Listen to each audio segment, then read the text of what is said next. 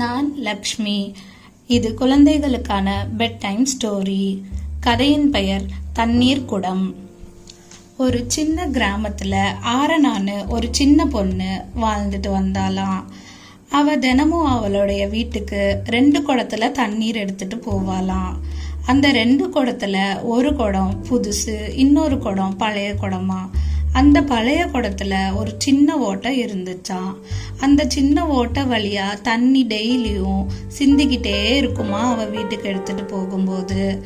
அதை பார்த்துக்கிட்டு இருந்த அந்த குடமே அவகிட்ட கேட்டுச்சான், என்னைய நீ தூக்கி போட்டுடலாம்ல, என்னால உனக்கு எந்த பயனுமே இல்லையே, நீ வீட்டுக்கு எடுத்துட்டு போகும்போதெல்லாம் நான் தண்ணி சிந்திக்கிட்டே வரேனே, தண்ணி வேஸ்ட் ஆகுது இல்ல, எதுக்காக நீ என்னை இன்னும் பயன்படுத்திக்கிட்டு வர, என்னை தூக்கி போட்டுடு அப்படின்னு ரொம்ப வருத்தத்தோடையும் கவலையோடையும் சொல்லிச்சான்.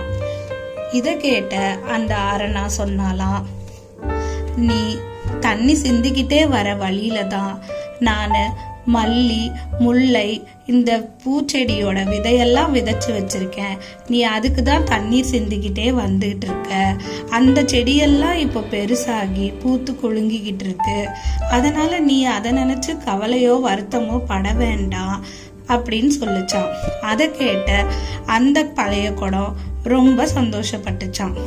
இது கதையோட நெறி என்ன அப்படின்னா, நாம குறையோட இருந்தாலும் மற்றவங்களுக்கு நன்மை செய்ய முடியும். அதனால நம்மளால முடிஞ்ச உதவியை நம்ம எல்லாருக்கும் செய்யலாம். கவலைப்படாம வாழலாம்.